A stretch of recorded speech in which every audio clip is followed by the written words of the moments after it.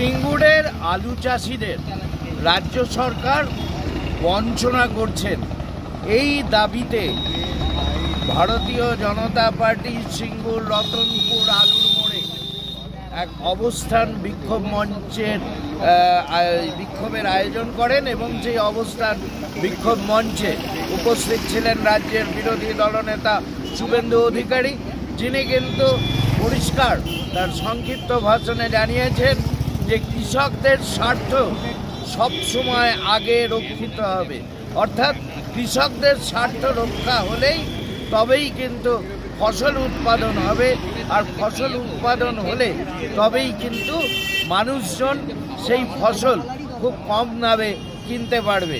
সেই কারণেই কৃষকদের স্বার্থ রক্ষায় এবার জোর দিয়েছেন বিরোধী দলনেতা এবং সিঙ্গুর রতনপুর আলুর মোড়ে যে অবস্থান বিক্ষোভের আয়োজন করে ভারতীয় জনতা পার্টি এবং সেই সিঙ্গুর বিজেপির ডাকে আজকের এই অবস্থান বিক্ষোভ মঞ্চের সামনেই কৃষকরা কিন্তু একেবারে আলু ছড়িয়ে দেয় এবং সেই আলু ছড়ানোর পরই যে গুঞ্জন ওঠে যে রাজ্য সরকার বঞ্চনা করছে কৃষকদের, অর্থাৎ কৃষকরা তাদের ন্যায্য দাবি অনুযায়ী দাম পাচ্ছেন না, এমনটাই কিন্তু তারা জানাতে চাইছেন বিজেপি এবং পাশাপাশি বিজেপি নেতৃত্ব, জেলা স্তরের নেতৃত্ব ও রাজ্য স্তরের নেতৃত্ব কে কি বলছেন বিস্তারিত আপনাদের শোনাবো।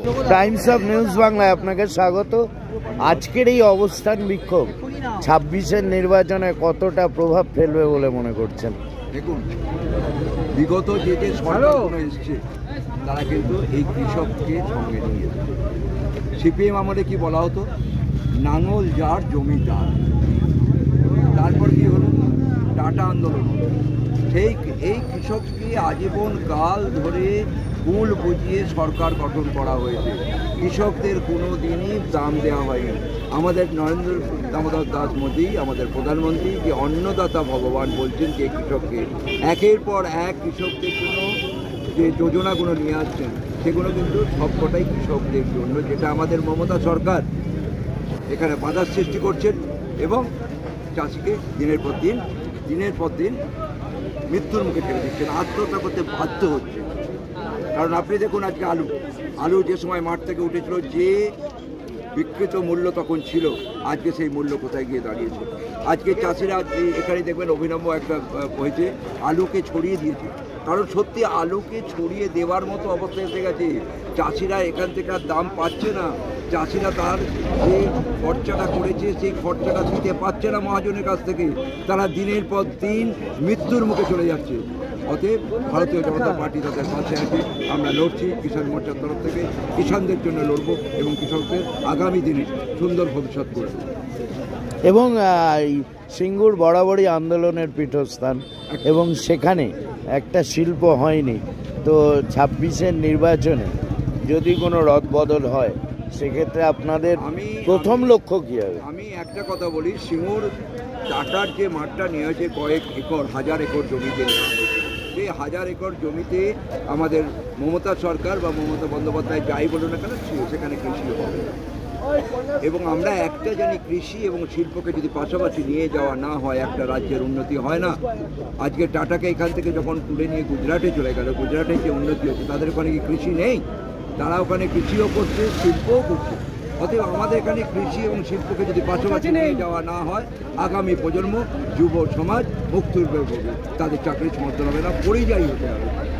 অতএব আমরা আগামী দিনে যাতে দেশের ছেলে দেশে থাকে, রাজ্যের ছেলে রাজ্যে থাকে, সেই ব্যবস্থা করবো, শিল্প এবং কৃষিকে সমান তালে। আপনার নাম? আমার নাম হচ্ছে অমরেশ মুখার্জি, আমি রাজ্য কিষাণ মোর্চার সাধারণ। আজকের এই যে মিছিল, এই মিছিল 26-এর নির্বাচনে কি ইঙ্গিত দিল বলে মনে করেন? আজকের এই ধর্ণা প্রতিবাদ সভার মধ্যে দিয়ে সিঙ্গুরের সারা বাংলার কৃষক সমাজের কাছে মাননীয় বিরোধী দলনেতা যে মেসেজটা পাঠালেন, তার মধ্যে দিয়ে দেখা যাচ্ছে যে পশ্চিমবঙ্গের কৃষকরা তৃণমূলের রাজত্বে আজকে বঞ্চিত, অবহেলিত, প্রতারিত। মমতা বন্দ্যোপাধ্যায় তৃণমূল কংগ্রেস সরকার, এখানকার বিধায়ক বেচারাম মান্না সর্বদা কৃষকদের নিয়ে রাজনীতি করে তাদের থেকে রাজনৈতিক ফায়দা নিয়েছেন, ভোট যুদ্ধে জয়লাভ করেছেন। কৃষক সমাজের কিছু হয়নি, তৃণমূল কংগ্রেসের নেতাদের গাড়ি বাড়ি প্রতিপত্তি সম্পত্তি হয়েছে। সেই কথাই শুভেন্দু অধিকারী বলেছেন যে আগামী দিনে বাংলায় প্রত্যেক পাড়া থেকে তৃণমূলকে তারা, তৃণমূলের যে সমাধান কর্মসূচি, এটা সমাধান কর্মসূচি নয়, প্রকৃত সমাধান সেদিন হবে যেদিন কৃষকরা ফসলের ন্যায্য মূল্য পাবে, ন্যায্য দাম পাবে। আপনার নামটা? মৃন্ময় মজুমদার। দেখুন, সমাজের মেরুকরণ হচ্ছে আমাদের কৃষক, আর কৃষক ছাড়া সমাজ চলতে পারে না। তাই সিঙ্গুর থেকে যে টাটা মাঠের থেকে কৃষকদের শেষ করে দিয়েছে মমতা বন্দ্যোপাধ্যায়, আর সেইখানেই আজকে আমাদের বিরোধী দলনেতা একটা অবস্থান বিক্ষোভ হলো। আর সেখানেই বুঝে দেওয়া হলো যে এত পরিমাণে কৃষক আজকে এখানে উপস্থিত হয়েছে যে কৃষকরাই পশ্চিমবঙ্গ থেকে এই মুখ্যমন্ত্রীকে তাড়াবে, তার বার্তা এখানে যে প্রতিটা পাড়ায় সমাধান করছে মুখ্যমন্ত্রী। কি সমাধান? যে তারা যে পঞ্চায়েতে যে টাকাটা আসতো সেই টাকা গ্রামের মধ্যে গিয়ে দেবে, মানুষকে আইওয়াশ করতে।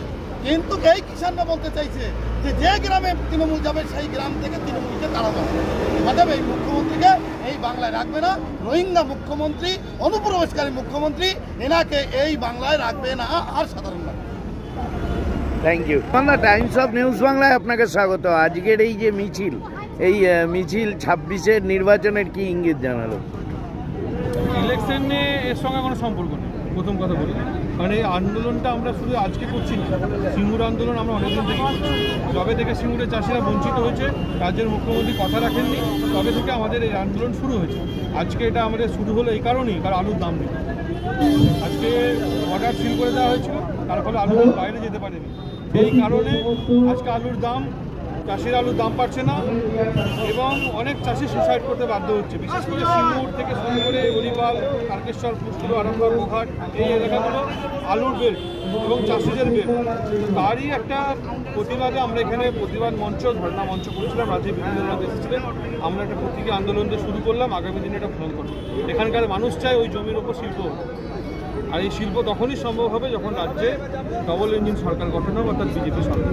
এটা মোদিজির নেতৃত্বে সেটা আমরা করেছিলাম বলে বর্ডার সিলটা উঠেছিল, দুদিন পরই তুলে দিয়েছিল। তাই কিছুটা হলেও দাম পেয়েছে, মানে মন্দের ভালো।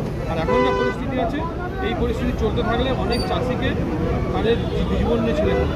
বুঝতেই পারছেন যে রাজ্য সরকার কোনোরূপ সুযোগ সুবিধা কৃষকদের দিচ্ছে না। তার পাশাপাশি এই কৃষকদের স্বার্থ যদি সুরক্ষিত না হয় তাহলে এই আন্দোলন চলবে এবং এই আন্দোলন আরও তীব্রতর হবে, এমনটাই জানিয়েছেন বিরোধী দলনেতা শুভেন্দু অধিকারী। কি বলবেন কমেন্ট বক্সে কমেন্ট করে জানান। ততক্ষণ দেখতে থাকুন, সঙ্গে থাকুন টাইমস অফ নিউজ বাংলা, আপনাদের সঙ্গে, আপনাদের পাশে। নতুন বছরে লাগুক সোনার আভা।